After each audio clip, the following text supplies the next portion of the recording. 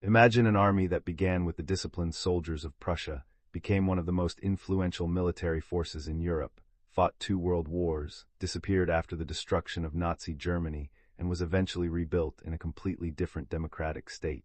Its story is filled with military innovation, brilliant commanders, devastating wars, political transformation, and lessons that changed the way modern armies think about warfare. This is the story of the German army. But before Germany became a unified country, there was no single German army. The lands of Central Europe were divided among many kingdoms, duchies, principalities, and states. One of the most important of these was Prussia, and it was Prussia that would eventually become the foundation of German military power. During the 18th century, Prussia developed a reputation for having an unusually disciplined and organized military. Much of this reputation grew under King Frederick William I and his son, Frederick the Great. Frederick the Great became one of Europe's most famous military commanders. He understood that Prussia was surrounded by stronger and larger powers. If Prussia wanted to survive, its army had to be exceptionally well organized. Soldiers were trained to march, maneuver, and fight as coordinated formations. Discipline was extremely strict, and the army became one of the central institutions of the Prussian state. Then Europe was transformed by the rise of another extraordinary military commander, Napoleon Bonaparte. In the early 19th century, Napoleon's armies defeated many European powers. Prussia was one of them. In 1806, Prussian forces suffered a devastating defeat at the battles of Jena and Auerstedt. The defeat shocked Prussia. Its military system had been exposed as outdated compared with Napoleon's rapidly moving armies. But instead of simply rebuilding the old system, Prussian reformers began changing it. Military education improved, training changed, the organization of the army was restructured, and one of the most important ideas of this period was the development of a professional military staff system. Officers increasingly studied warfare scientifically. They analyzed battles, they studied geography, they planned logistics, and they developed methods for coordinating large armies. These reforms would have an enormous influence on future military organizations around the world. Then Napoleon's power began to collapse. Prussian forces joined the coalition fighting France. In 1813, the Battle of Leipzig became one of the largest battles of the Napoleonic Wars. Napoleon was defeated. 2 years later, Prussian forces under Field Marshal Gebhard Leberecht von Blücher played an important role at Waterloo. Napoleon's final defeat changed the political map of Europe, but Prussia was only beginning its rise. During the 19th century, German nationalism became increasingly powerful. Many German-speaking states wanted closer political unity. Prussia became the leading military power among them, and one politician understood how military power could be used to achieve political goals. His name was Otto von Bismarck. Bismarck was not a battlefield commander, he was a politician, but he understood the importance of the Prussian army. Through a combination of diplomacy, political strategy, and war, Prussia helped create a unified German state. In 1864, Prussia and Austria fought Denmark. In 1866, Prussia fought Austria in the Austro-Prussian War. Prussia won. Then came the decisive conflict with France. The Franco-Prussian War began in 1870. Prussian and other German forces mobilized rapidly. German armies defeated French forces in a series of battles. Napoleon III was captured at Sedan. And in 1871, the German Empire was proclaimed. For the first time, a unified German state existed.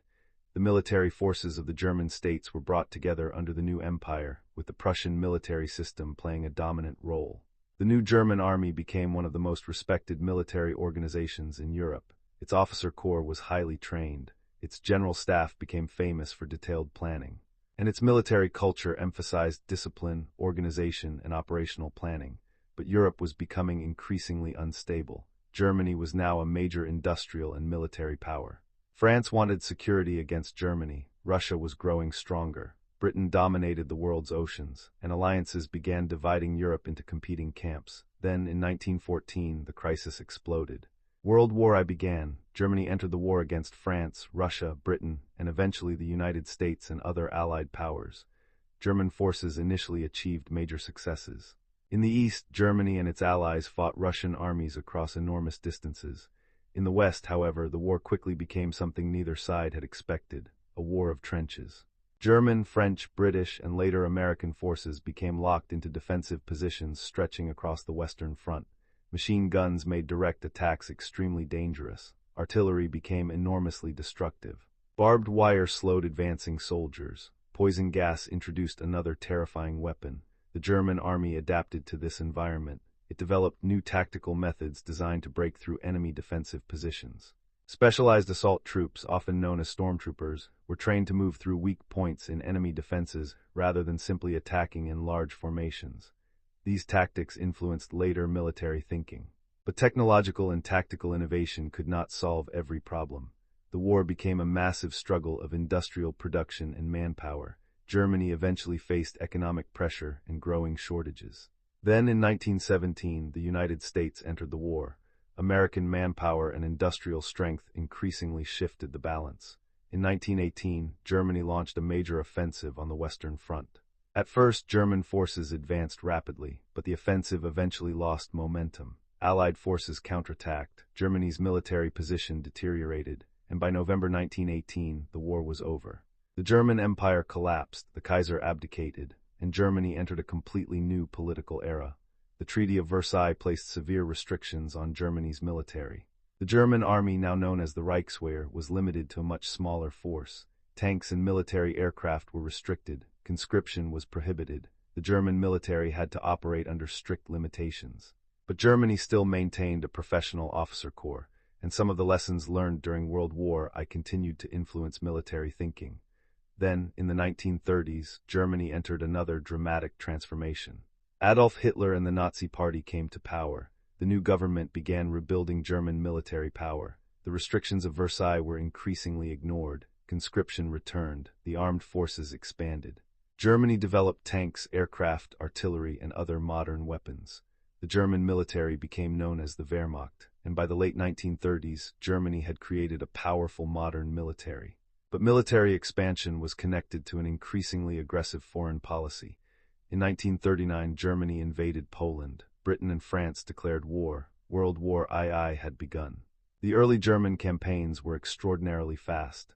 German forces combined tanks, motorized units, aircraft, artillery, and coordinated communications. This style of warfare became popularly associated with the term Blitzkrieg, or lightning war. Germany defeated Poland in a matter of weeks. In 1940, German forces attacked Western Europe. France, Belgium, the Netherlands, and Luxembourg were invaded. British and Allied forces were pushed back toward Dunkirk. France eventually fell. Germany appeared to have become the dominant military power in continental Europe. But Britain remained in the war, and Germany now faced a much larger strategic problem. The war was expanding. In 1941, Germany launched Operation Barbarossa against the Soviet Union. It was one of the largest military invasions in history. Millions of German and Axis soldiers moved east. At first, the German advance was enormous. Soviet forces suffered catastrophic losses. Large numbers of soldiers were captured. Entire armies were surrounded. German forces advanced deep into Soviet territory, but the Soviet Union did not collapse. The distances were enormous. The weather became increasingly difficult. Soviet resistance grew, and Germany was now fighting a war that was far larger than its original military planning had anticipated. The Battle of Moscow stopped the German advance toward the Soviet capital. Then came Stalingrad. The fighting became one of the most brutal battles in history. German and Soviet forces fought through ruined buildings and streets. The battle eventually ended with the encirclement and surrender of the German Sixth Army. Stalingrad was a major turning point. Germany was increasingly forced onto the defensive. In 1943, German forces attempted another major offensive at Kursk. The Soviet army had prepared extensive defensive positions. The German offensive failed to achieve its objective. After Kursk, Soviet forces increasingly pushed westward. Meanwhile, Germany was also fighting Britain and the United States in the air and at sea, while Allied forces were advancing through Italy and later Western Europe. In June 1944, Allied forces landed in Normandy. American, British, Canadian, and other Allied armies established a major front in Western Europe. German forces were now trapped between advancing Allied armies in the west and the Soviet army in the east. The situation became increasingly desperate. Germany launched one final major offensive in the west during the winter of 1944. The Battle of the Bulge created temporary problems for the Allies, but German forces could not sustain the operation. By early 1945, Allied forces were advancing toward Germany from both directions. Soviet troops entered Berlin, the German government collapsed, and in May 1945, Nazi Germany surrendered. The German military had been destroyed. The country itself was divided into occupation zones. And for a time, there was no independent German army, but Germany's story did not end there. The Cold War divided the country into two states. West Germany became the Federal Republic of Germany. East Germany became the German Democratic Republic, and both eventually created their own armed forces. West Germany established the Bundeswehr in 1955. But this was not a continuation of Hitler's military. It was created under a democratic constitution and integrated into the NATO alliance. The Bundeswehr adopted a completely different political and military framework. Its soldiers were expected to serve the democratic state rather than a dictator. Meanwhile, East Germany created the National People's Army. It became part of the Soviet-led Warsaw Pact.